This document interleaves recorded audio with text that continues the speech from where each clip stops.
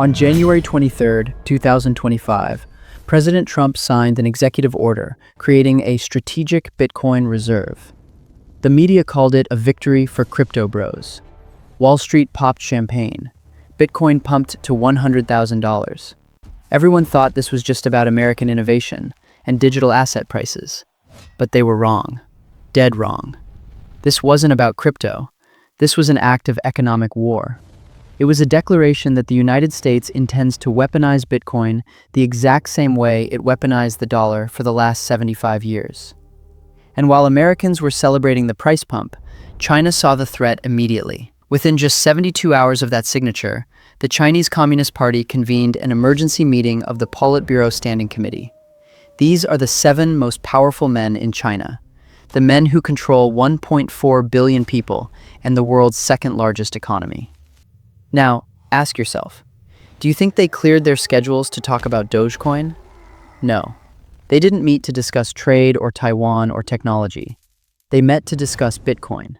Because to them, Trump's order wasn't domestic policy. It was an existential threat to China's future. Here's the reality nobody is reporting. China is mobilizing. They are preparing a response that will shock the global financial system. They are deploying resources on a scale we haven't seen since the Cold War, not to ban Bitcoin, but to control it. This is the start of a currency war that will determine who owns the future of money. And if you think this is just speculation, let me show you the specific countermeasures China deployed right after that meeting ended, because the race has already begun. To understand why China is terrified of Trump's executive order, you first have to understand what Bitcoin actually represents to a superpower. Most people see it as internet money, or a speculative asset. But to the Chinese Communist Party, Bitcoin represents the only piece of neutral ground left on the global chessboard. For the last 75 years, the United States has held a gun to the head of the global economy. That gun is the US dollar. Because 70% of international trade is settled in dollars, and 60% of central bank reserves are held in dollars, Washington has the power to turn off the lights in any country it dislikes. We saw this when they froze Russia's reserves. We saw this with sanctions on Iran and Venezuela. Every time the US weaponizes the dollar, it sends a message to Beijing. We can destroy your economy whenever we want. China has spent decades trying to escape this trap. They tried to internationalize the yuan. They created swap lines. They pushed for the IMF to include them in the special drawing rights basket. But it failed. The yuan still makes up less than 3% of global reserves. I know what you're thinking. You're thinking, why wouldn't the world want an alternative? The answer is trust. Nobody trusts the CCP. They manipulate their currency, restrict capital flows, and can devalue your wealth overnight. The world hates American dominance, but they fear Chinese control even more. This is where Bitcoin was supposed to be the solution. It is stateless. It is decentralized. No government can print it, and if secured properly, no military can seize it. For years, China quietly tolerated Bitcoin because they saw it as a potential escape hatch, a way to trade with the world without touching the US dollar. But Trump's executive order destroyed that strategy in a single afternoon. By declaring that the United States intends to accumulate a strategic reserve of 1 million Bitcoin, Trump essentially announced that America plans to conquer the neutral ground. If the US government corners the market on Bitcoin, it stops being a neutral alternative and starts becoming just another proxy for American power. China cannot allow this to happen. If America controls the dollar and the Bitcoin, China is locked into financial subservience for another century. They have no choice but to fight back. This is why the ban on mining was quietly lifted. This is why the state-owned power grids are suddenly active. Look, the rules of money are changing faster than anyone realizes. The next 12 months are going to be chaotic, and most people are going to get caught on the wrong side of this trade. We are building a community of people who are preparing for this shift right now. Here's the deal. I have prepared a video that are too dangerous to be uploaded on YouTube. If we hit 1,000 subscribers by December 31st, I will release it for free to everyone. But we only get it if we hit the goal. So if you want that video to be uploaded, hit that subscribe button right now. Now, let's look at the secret mining war that has already begun in the mountains of Sichuan. To see the first front of this war, you have to look past the headlines and look at the power grid. Back in 2021, the media told you that China banned Bitcoin mining. They claimed it was about saving the environment and carbon neutrality. That was the public story. The real story was about control. The Chinese government didn't hate mining. They hated that private citizens were doing it outside of their supervision. So, they crushed the private industry, and the global hash rate from China officially dropped to 0. But here's the secret that intelligence agencies have known for years. The mining never actually stopped.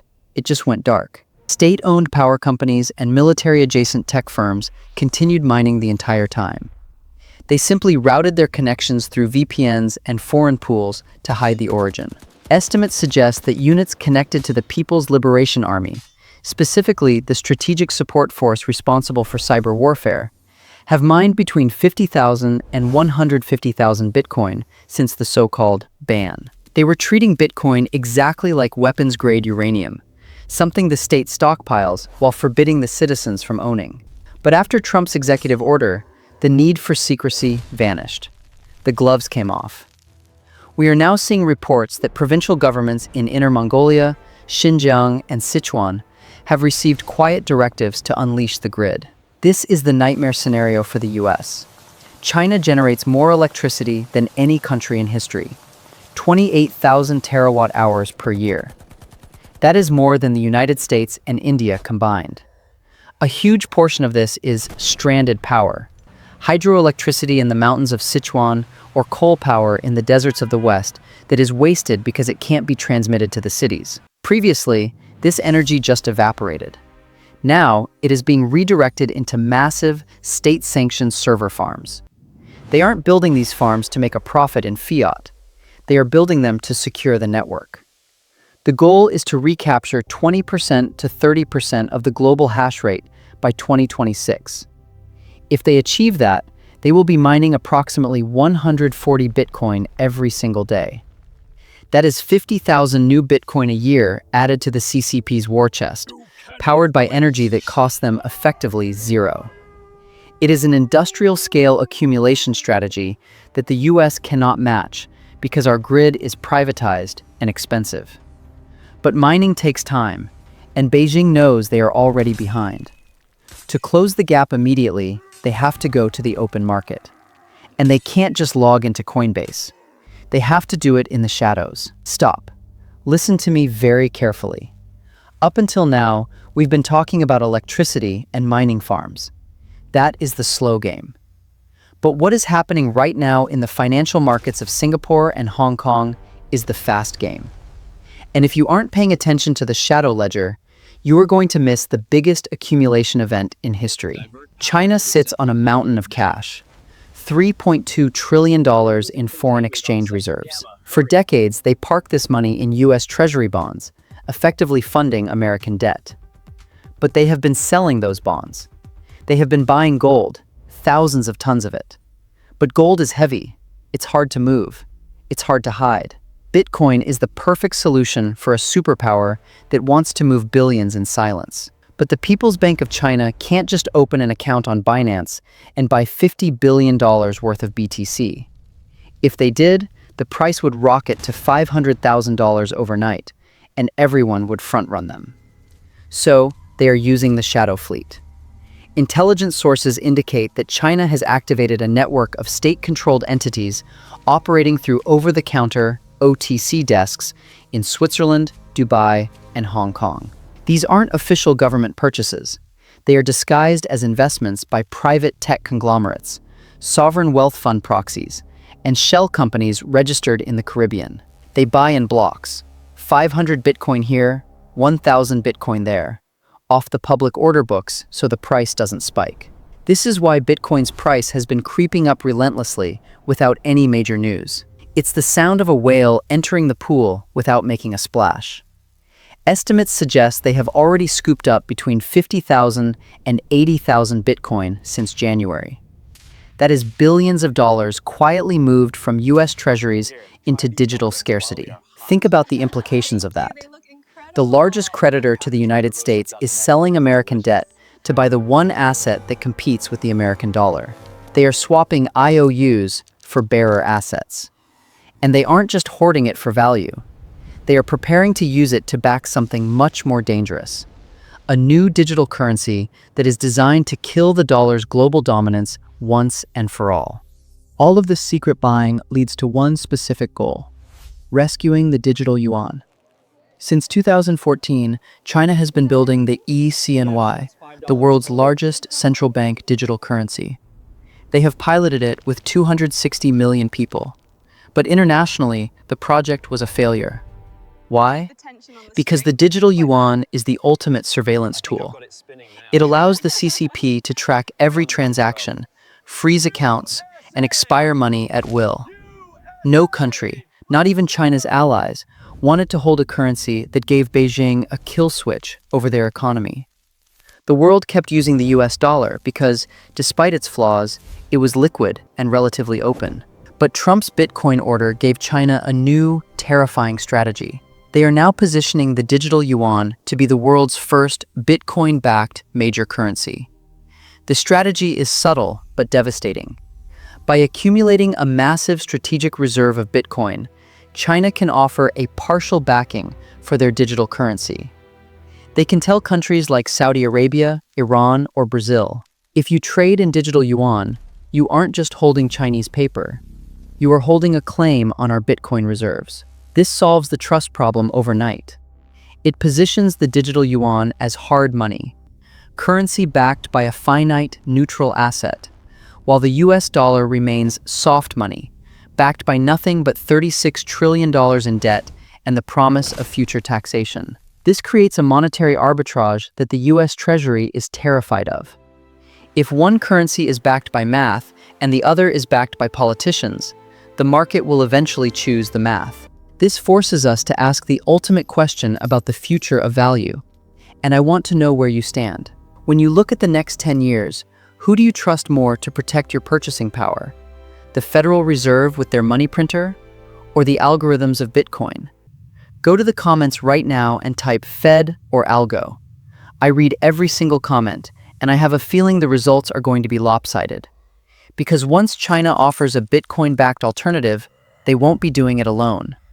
They are bringing half the world with them. This brings us to the BRICS alliance, the coalition that is preparing to dump the dollar for good.